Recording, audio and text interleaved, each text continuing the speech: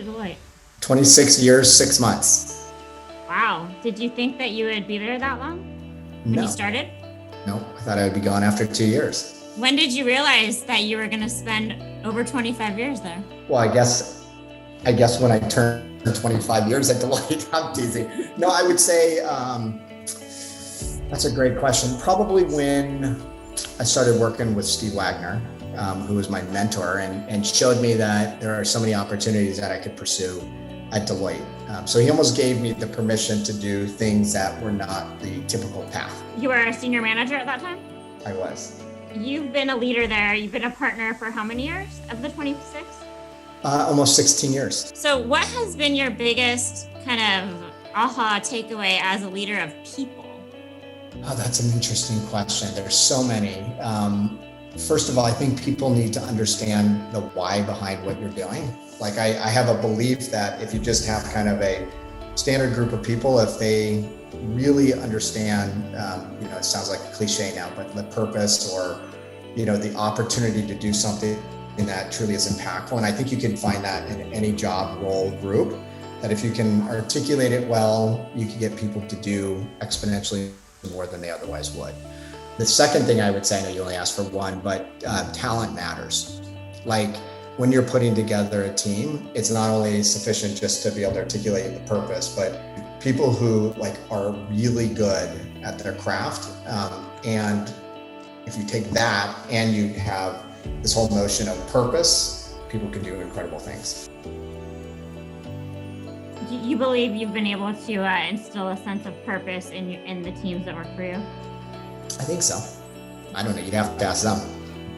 What's been your biggest takeaway from a client service perspective? That our clients have a really hard job.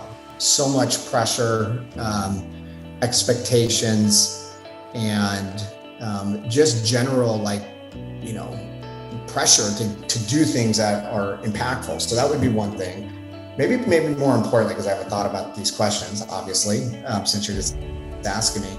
But I would also say that people struggle with elevating at their org. A lot of people, I guess, struggle with elevating at their organization, and will oftentimes do just what the job is required, because especially in kind of a risk and compliance arena, there is a belief around how much value risk and compliance can add. My whole point of view is that there's a tremendous amount of impact that, say, a chief risk officer can have, but they oftentimes don't want to do the things that may put them potentially at risk within their job. And here's what I mean by that. What a chief risk officer does, and I'm just using them as an example, is fairly well defined. Where I think a chief risk officer has the biggest opportunity is to really cut into the core priorities of the business, the strategy, and for them to elevate up and really be sharing their perspective on what are the biggest risks of the organization's strategy to a certain degree is a risk. So I feel a lot of times people, and there's a good quote, and I forget what it is off the top of my head, but that people sometimes are living kind of, that's what it is. It's living in quiet desperation about what they could do versus what they are doing. So I would say the other thing is, most men are living in quiet desperation. Okay. And I think the desperation is this delta between where you're at and where you could be. And I think a lot of times people are like, whatever I am doing at the organization could be so much more impactful if, and you could fill in the blank of what if is. And to me, that ultimately gets down to, risk taking, which is a scary thing because, if you have a family, a career, mortgage payment, college, you don't want to do things to stir the pot. And so I'm kind of coming back to I think the biggest observation is that people really struggle with elevating up because of a fear of making a mistake.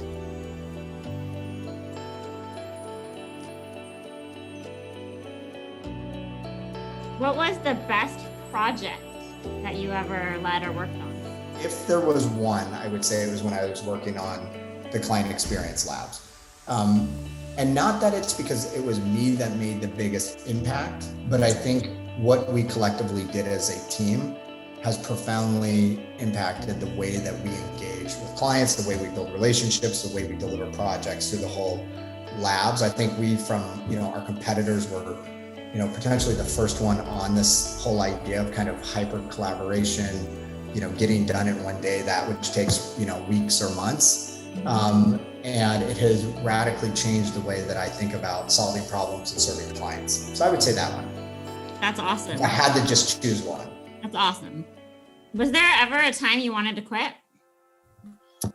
Yeah, well, I've quit a couple of times. When I was at, I guess, my 4-year mark, I really wanted to get into the wine industry.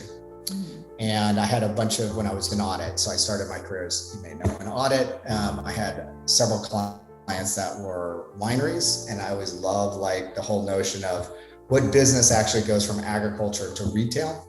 I love the Sonoma Napa area. I love my clients. And I remember sitting down with the president of one of the clients that I work for. And I said, how did you get here? Like just kind of an innocuous, like, what did you do? And he said, well, funny enough, I started out as a CFO, or I was like accounting CFO, and then I became president.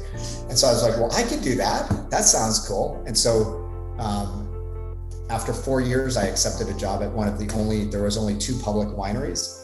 And I was going to be the controller. And the idea was I'd do that for a couple of years and I'd become a CFO of a winery. Wow. And then I would become a president someday of a winery. But I chose, Deloitte's pretty good at convincing people to stay. And so I decided to stay, which quite frankly was crazy. For my career, it was good because that's what prompted me to go back to our national office, which gave me the opportunity to work with our CEO of our, it was like our audit and advisory practice at the time, and exposed me to all these new things. And so what else did you try to quit? Well, I don't know if it ever got that official, but there were several times where, I interviewed and was close. And actually, that's probably the only time that I've officially. But not as a partner, though. No, right? Oh, no. No, I've never quit. And because quite frankly, like my career as a partner, I've had probably 4 or 5 different roles that have been unbelievable and have like got me up every day, excited to do what I'm going to do. I've worked with incredible teams. I mean, the network of people that I've got where I don't just look at them as, people I worked with, but we'll be friends for life. It's pretty vast.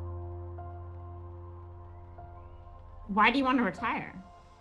I would say I have had many reminders over the last 5 years that life is short. I've got like an insatiable desire to explore new ideas and concepts. And so, as I'm turning 50 in December, I want to, and I've kind of taken care of my personal life, meaning like I'm a minimalist. We moved to Texas, as you know. I've kind of structured my financial life so that I can use my 50s to explore ideas that I otherwise wouldn't. And I want to be able to look back when I'm, I don't know, on my deathbed or really old and be like, you know what? When that opportunity arose, I took it. And that opportunity is once again to kind of explore different concepts and ideas, which I have some ideas. What are your hopes for Deloitte after you go? That it continues to be a phenomenal organization. I think every organization, when you step back, there's always some challenges or things that you may change, but I've seen a lot of clients, and I don't think that there's anywhere for like a big organization that I would rather work than Deloitte. It's given me everything personally. So I hope, and it will, because we've got great leaders, I hope it will continue to thrive.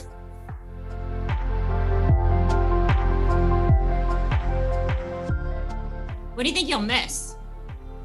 People, unequivocally. I was talking to somebody earlier today and I said, literally the thing that's beautiful about my job now is I've got a lot of incredible, smart people that I work with. And it's kind of cool to be able to engage with them, every day. Like I have a call in 9 minutes with somebody that I adore. And it's going to be it's almost like forced interactions that I'm not going to have anymore. And I'm going to have to figure out how to make those interactions come alive, which I'm not worried about, but I'm going to miss the people.